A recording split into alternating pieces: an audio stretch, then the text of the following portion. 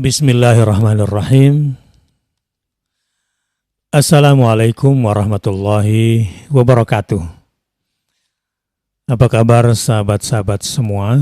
Mudah-mudahan penuh semangat, jangan banyak tidur, penuh kreatif, jangan menjadi kaum rebahan yang santuy. Ya, ini rahmat Allah sedang turun pada yang beriman, dan pandemi ini azab bagi orang yang ingkar pada takdir Allah ini.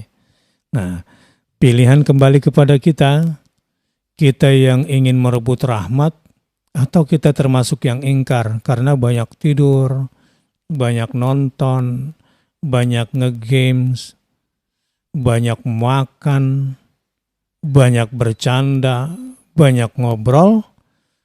Nah, dalam kondisi seperti ini, ketika kita mati, ketika kita meninggal dunia, maka kita tidak terhitung sebagai syahid. Yang terhitung sebagai syahid dalam kondisi seperti ini adalah mereka yang memanfaatkan waktu-waktunya saat ini untuk memahami rahmat Allah di balik pandemi ini. Mereka yang memfokuskan rasa takutnya kepada Allah dengan berbagai macam bentuk praktek ibadah, khatam Quran, berzikir, beramal saleh, dan termasuk menyebarkan kebaikan-kebaikan lewat gadgetnya. Misalnya ilmu-ilmu tentang bagaimana menghadapi situasi seperti saat ini. Nah, saya ingin kabarkan. Pada hari Senin, itu insya Allah kita akan khataman. Dan di saat khatam Quran, 70.000 malaikat akan bersama kita, mengaminkan setiap doa-doa kita. Nah, bagi yang sudah khatam akan lebih hebat lagi ikut, dan belum khatam juga boleh ikut. Mudah-mudahan setelah ini di session 2, ya, kita akan hadirkan dengan qari yang lebih baik lagi, ya, dengan bacaan yang lebih indah lagi insya Allah. Karenanya ikuti khatam Quran dalam 15 hari session 2. Yang belum bisa ikut khatam di season 1, di bulan Syaban ini mempersiapkan diri menuju Ramadan, khatam Quran minimal 1 kali sebelum masuk bulan Ramadan, sehingga nanti di Ramadan kita sudah bisa langsung on the road, langsung bisa ikut khatam Quran dengan mudah karena kita sudah mendahuluinya. Sementara bagi mereka yang sudah rajin saum di bulan Syaban minimal Senin Kamis, kemudian ditambah lagi sedikit dengan puasa Ayyamul Bail, insya Allah nanti memasuki bulan Ramadannya sudah tidak kaget lagi badannya, tidak kaget spiritualnya, dan apalagi sudah ditambah dengan khatam Quran di session 2. Karenanya 2 program ikuti ke depan. Hari Senin nanti akan ada khataman Quran, kita berdoa bersama, dan pada hari Selasa kita mulai juz 1 dan 2. 15 hari khatam Quran selama masa karantina diri, masa isolasi diri. Kalaupun kita nanti sakit, kalaupun nanti kita meninggal dunia, insya Allah dalam kondisi berlimpah rahmat dan syahid insya Allah. Saya sih berharap mudah-mudahan sehat-sehat saja, tapi apa artinya sehat kalau maksiat? Maksiatnya apa? Banyak tidur, banyak nonton, banyak bercanda, banyak ngobrol yang sia-sia, banyak makan, banyak main, banyak nge-games dan lain-lain. Wah, saya khawatir kalau yang begini nanti tidak mendapatkan husnul khatimah, malah su'ul khatimah. Ingat pesan Nabi SAW, bagaimana cara hidupmu, begitulah cara matimu. Ngeri kan? Tetapi yang memanfaatkan momentum ini dengan mencari rahmat, insya Allah, wa rahmatan indal maut, wa maghfiratan ba'dal maut. Allahumma hawwin alaina fi sakaratil maut, wan najata minan nar wal afwa indal hisab. Itu rentetannya. Ya, kalau orang meninggalnya dalam keadaan mendapatkan rahmat, ya, rahmatan indal maut wa maghfiratan ba'dal maut. Dapat deh maghfirah Allah sebelum maut. Dapat juga sebelumnya wa taubatan qablal maut. Dan seterusnya akan dimudahkan oleh Allah Subhanahu wa taala. Allahumma arhamna bil Qur'an, Allahumma arhamna bil Qur'an, Allahumma arhamna bil Qur'an. Bismillahirrahmanirrahim. Tema kita pada hari ini adalah sabar dan salat, media pertolongan hebat. Ya, bagi siapa saja yang ingin meminta pertolongan kepada Allah, maka ada dua media yang paling hebat. Apa itu? Sabar. Yang kedua, betul sekali, salat. Kita baca referensinya dulu dari surah Al-Baqarah ayat 45 dan 46. Ini ayatnya nih. A'udzu billahi minasy syaithanir rajim. Bismillahirrahmanirrahim. Wasta'inu bis-sabri was-salah. Wasta'inu bis-sabri was-salah. Wasta'inu bis-sabri was-salah. Wa innaha lakabiratun illa 'alal khashi'in alladzina yadhunnuna annahum mulaqu rabbihim wa annahum ilaihi raji'un. Jadikanlah sabar dan salat sebagai penolongmu. Jadikanlah sabar dan salat sebagai penolongmu. Iya, penolong hebat itu adalah sabar dan salat. Dan sesungguhnya yang demikian itu sungguh amat berat. Oh ya, memang berat. Menjadikan sabar dan salat sebagai media pertolongan hebat itu memang berat. Allah yang tahu. Tapi jangan khawatir. Allah juga yang menolongnya. Bagaimana caranya? Kecuali, maksudnya, menjadi tidak berat bagi siapa?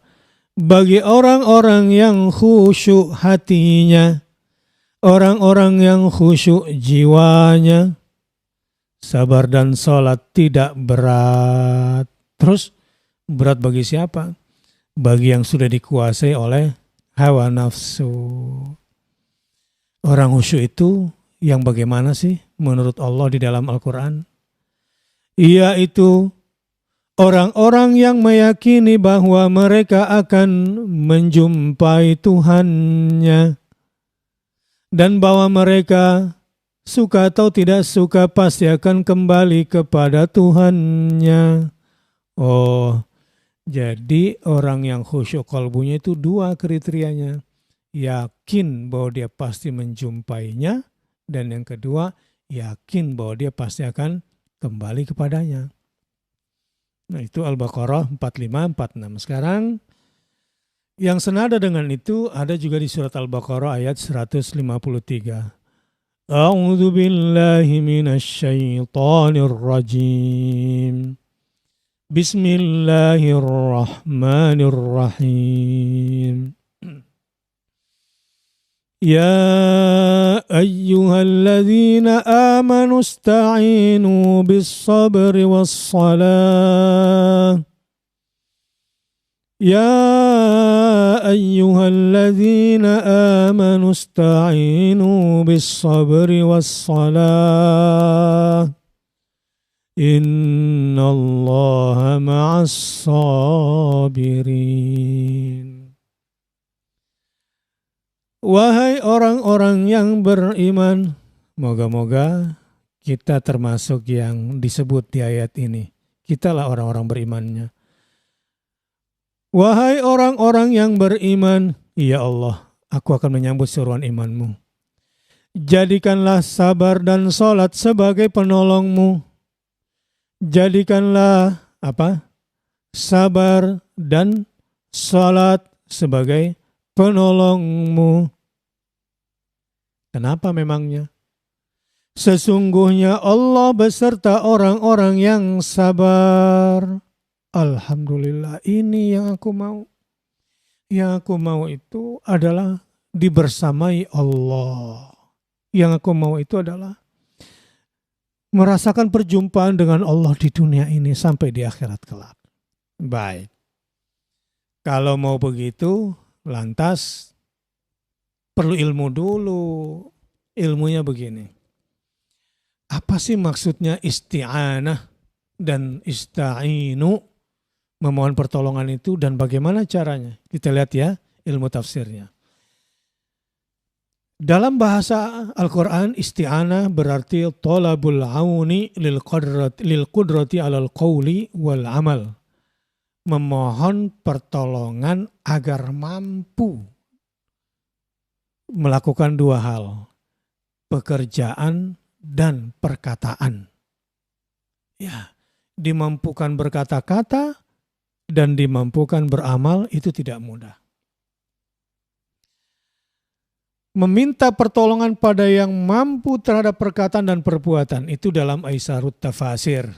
Ya, dalam tafsir ringkas saya mengambilnya. Jadi ista'inu, memohon pertolongan, berarti memohonlah kalian pertolongan. Jadi ini kalimat perintah.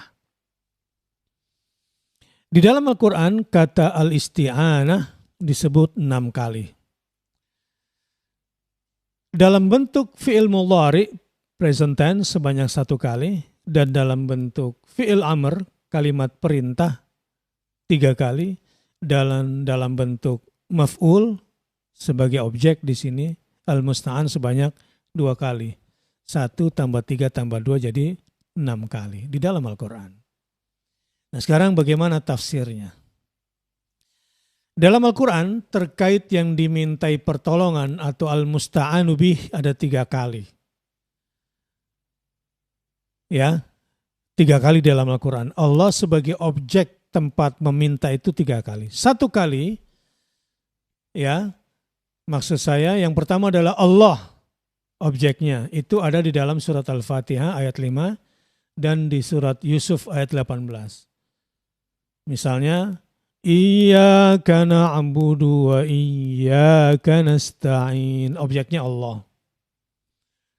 Wallahul musta'an ala ma tasifun. Allah juga jadi objeknya. Ketika Yakub berkata, Allah lah tempat memohon pertolongan terhadap cerita-cerita yang kamu buat-buat. Artinya cuma Allah yang bisa menginfokan kebenaran. Nah, kemudian yang kedua dan ketiga, permohonan pertolongan di dalam Al-Quran ini pada sabar dan pada salat. Jadi objek memohon pertolongan itu kepada Allah yang pertama, yang kedua kepada sabar, yang ketiga kepada salat. Tetapi sabar dan salat pada akhirnya merujuk ke Allah juga. Sehingga sabar dan salat hanyalah sebuah media untuk dijadikan objek memohon pertolongan agar mendapatkan pertolongan dari Allah Azza wa Jalla. Nah, sekarang hadis tentang isti'anah. Wa idza sta'anta fasta'in billah. Ini dari sebuah hadis yang ihfazillah yahfazka, ihfazillah tajidhu tujahak, idza sa'alta fas'alillah, wa idza sta'anta fasta'in billah. Jika kamu meminta pertolongan, mintalah pertolongan hanya kepada Allah saja. Nah, ini mana maknanya. Sekarang kita coba kembali kepada tafsir. Kita masuk kepada sabar. Wasta'inu bis sabar. Apa itu sabar? Sabar itu artinya habsun nafsi ala ma takrah. Menahan diri terhadap yang tidak kita sukai. Tidak kamu sukai. Alamatu kurah. As-Sa'di dalam tafsirnya mengatakan yang dimaksud dengan sabar di sini ista'inu bis sabr, maksudnya memohon pertolonganlah dengan sabar. Allah menyuruh kita meminta tolong dalam semua urusan dengan sabar. Sabar dengan berbagai macamnya. Nah, sabar itu ada 3 macam. sabar dalam ketaatan, sabar dalam kemaksiatan, dan sabar dalam takdir. Oke, apa yang dimaksud? Kalau kita ingin mengerjakan ketaatan kan seringkali berat kan ya. Mungkin gara-gara malas, gara-gara takut, gara-gara terlalu bahagia sehingga dikuasai hawa nafsu, gara-gara terlalu kenyang gitu. Nah, kita harus bersabar menjalankan ketaatan sampai ketaatan itu bisa kita laksanakan. Jadi kita berjuang keras, bersabarnya adalah bentuk berjuang keras sehingga kita dimampukan oleh Allah bisa melaksanakan ketaatan itu dengan sabar. Itu maksudnya. Yang kedua, sabar dalam kemaksiatan. Ini ada dorongan bermaksiat, kita harus bersabar sampai kita mampu meninggalkan kemaksiatan itu. Ya. Dan ketiga, bersabar menghadapi takdir yang menyakitkan sehingga kita tidak mendamprat takdir, tidak kecewa, tidak marah pada takdir. Coba sebutkan 3 jenis sabar yang sudah saya sebutkan tadi. 1, sabar dan dalam ketaatan, kita berjuang sampai bisa menjalankan ketaatan. Yang kedua, sabar dalam kemaksiatan, sehingga kita bersabar terhadap dorongan ingin bermaksiat, sehingga kita meninggalkan kemaksiatan yang sudah menggelora di hati. Yang ketiga, sabar dalam menghadapi takdir yang menyakitkan sehingga kita tidak perlu kecewa apalagi mendamprat takdir. Nah, ini tafsir dan 3 macam sabar. Nah, sekarang untuk nambah ilmu kita, ada hadis tentang sabar itu sebagai sinar. Wah, penting ini, karena kalau orang lagi nggak sabar biasanya gelap. Ya, ini dari Nabi SAW dalam riwayat hadis Muslim. At-tuhuru syatrul iman walhamdulillahi tamla'ul mizan wa subhanallah walhamdulillah tamla'ani au tamla' ma bainas samawati wal ard was salatu nurun was sadaqatu burhanun was sabru diyaun wal qur'anu hujjatun laka au alaika kullun nasi yagdu faba'i'un nafsahu famu'tiquha au mubiquha. Artinya begini, bersuci adalah setengah dari iman atau bentengnya iman. Alhamdulillah memenuhi timbangan. Subhanallah dan alhamdulillah keduanya memenuhi atau salah satunya memenuhi apa yang diantara langit dan bumi. Salat adalah cahaya, sedekah adalah petunjuk, kesabaran adalah sinar.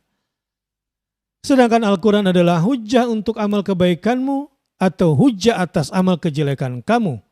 Setiap manusia adalah berusaha, maka di antara mereka ada yang menjual dirinya sehingga membebaskannya atau menghancurkannya. Saya ingin fokus penjelasan di sabar adalah sinar, kata Nabi SAW.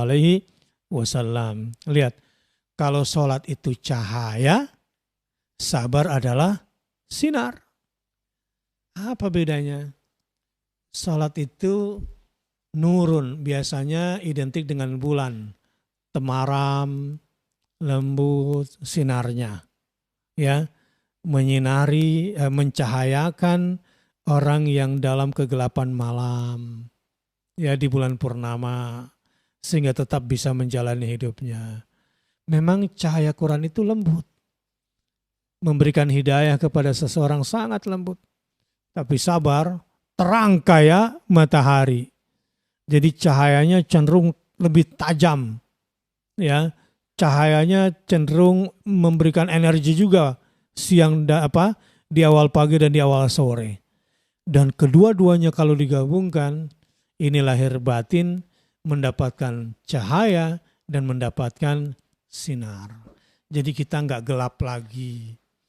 Nggak dibawa kegelapan hawa nafsu, dibawa kegelapan emosi, kegelapan syahwat, dan kegelapan kebodohan atau kegelapan jahiliyah. Jadi penting ya kiranya memohon pertolongan kepada Allah lewat sabar dan salat. Masya Allah. Kemudian apa itu sholat? Sholat yang bagaimana yang membuat kita bisa mendatangkan pertolongan lewat sholat? As-salatu allati hiya mizanul iman wa tanha 'anil fahsya'i wal munkar yusta'anu biha ala kulli amrin minal umur.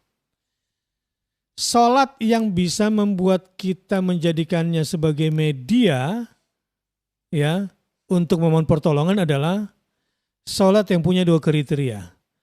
Salat yang menjadi timbangan iman, maksudnya salat kita bisa menaikkan kadar iman, dan salat yang bisa mencegah dari perbuatan keji dan mungkar, itulah salat yang bisa dijadikan pertolongan. Bagaimana caranya? Ya harus sabar sebelum salatnya. Ya, dan sabar dalam menjalankan salat-salat sunnah. Banyak lagi. Panjang pula ruku dan sujudnya. Nah, salat yang begitu yang bisa mendatangkan pertolongan kepada Allah. Hudzaifah berkata dalam riwayat Abu Daud, kana Nabiyyu sallallahu alaihi wasallam idza hazabahu amrun shalla. Apabila Nabi sallallahu alaihi wasallam tertekan dalam hidupnya oleh sebuah tekanan dalam satu urusan, beliau langsung mengerjakan sholat. Tapi sebelum sholat, Nabi sudah sabar. Buktinya apa? Buktinya pakai sholat. Sholat apa? Sholat sunnah. Tapi kalau orang gak sabar, udah. Tumpah ruah itu di WA, ngamuk-ngamuk di WA, ngamuk-ngamuk di medsos. Kenapa itu terjadi? Karena tidak sholat. Dan sebelum sholat tidak sabar. Allahu Akbar. Nah, sekarang tetapi dikatakan dalam tafsir wa innaha lakabiratun illa 'alal khashiin. Waduh. Apa yang dimaksud dengan kabirah? Sesungguhnya itu adalah sa'batun wa syaqqatun. Apa istilahnya bahasa Indonesia? Sesungguhnya itu sulit dan berat sekali. Memang sabar itu minimal berat banget. Jadi kalau diantara kita mengatakan berat banget ya sabar, itu baru minimal itu.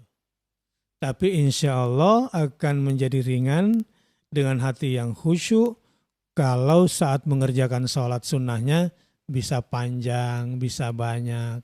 Ya. Jadi kabirah di sini wa innaha lakabiratun itu artinya sa'batun wa syaqqah. Sulit dan berat. Sementara al-khashi'in, orang-orang yang khusyuk secara bahasa artinya apa? Orang yang khusyuk adalah hudurul qalbi wa sukunul jawarihi. Wal muradu huna al-khudu'u lillahi wa ta'atu li amrihi wa nahyihi. Jadi orang yang khusyuk itu yang bagaimana? Hadirnya hati dan tenangnya anggota badan di hadapan Allah. Jadi yang dimaksud di sini bagaimana? Adalah tunduk pada Allah serta tunduk pada perintah dan larangannya. Kita akan ambil satu contoh hadis tentang khusyuk. Ma min mri'in muslimin tahduruhu salatun maktubatun fayuhsinu wudu'aha wa khusyu'aha wa ruku'aha illa kanat kaffaratan lima qablaha minadz-dzunubi ma lam yu'ti kabiratan wa dzalika dahra kullahu.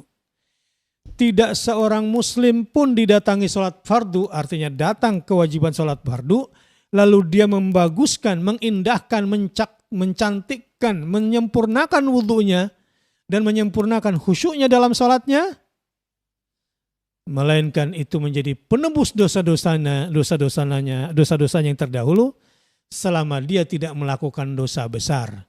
Dan ini berlaku sepanjang masa. Allahu Akbar.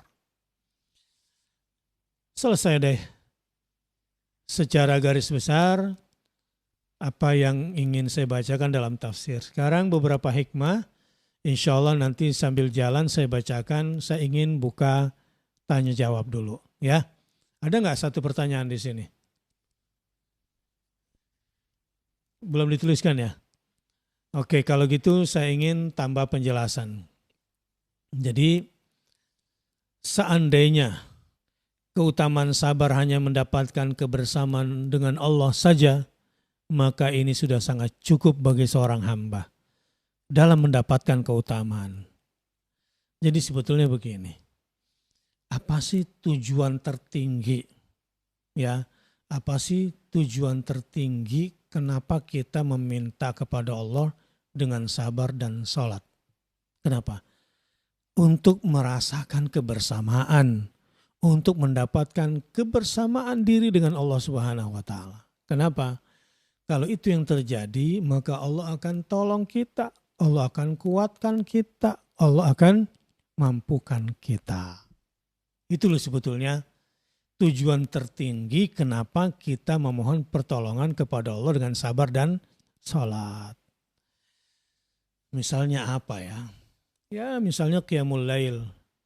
Qiyamul lailnya yang panjang, rukuknya panjang, sujudnya.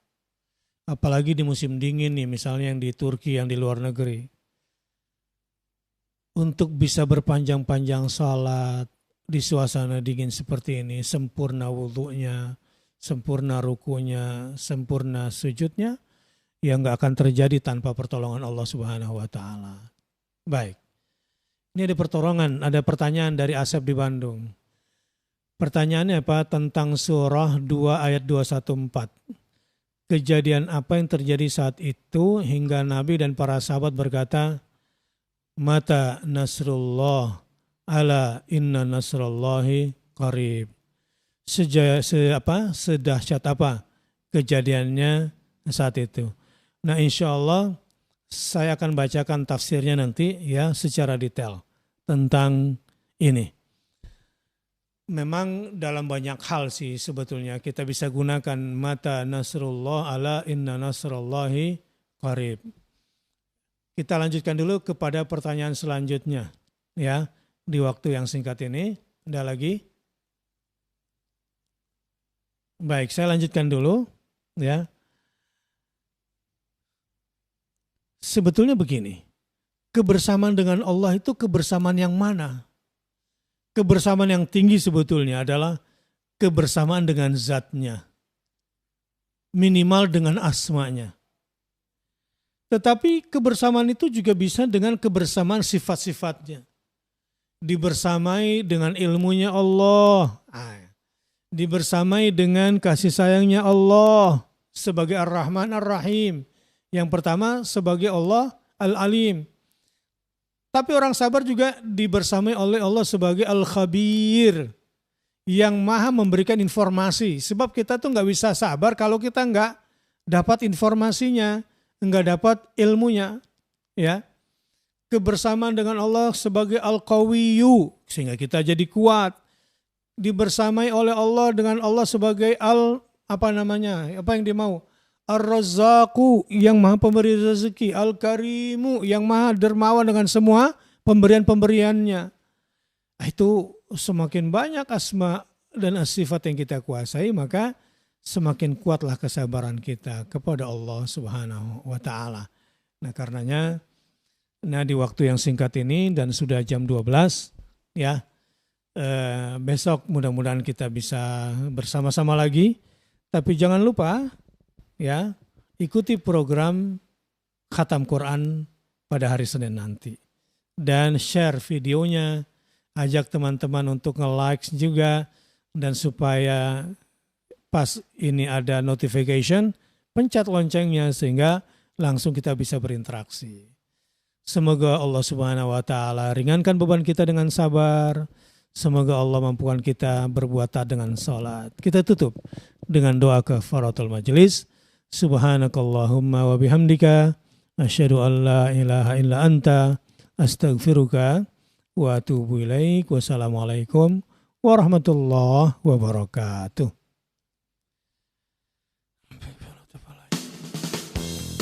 29.000. Hanya 29.000. Yakin cuma 29.000? Dikit banget 29.000. Masa sih cuma 29.000? 29.000 dapat apaan? 29.000 insya Allah berkah. Hanya dengan 29.000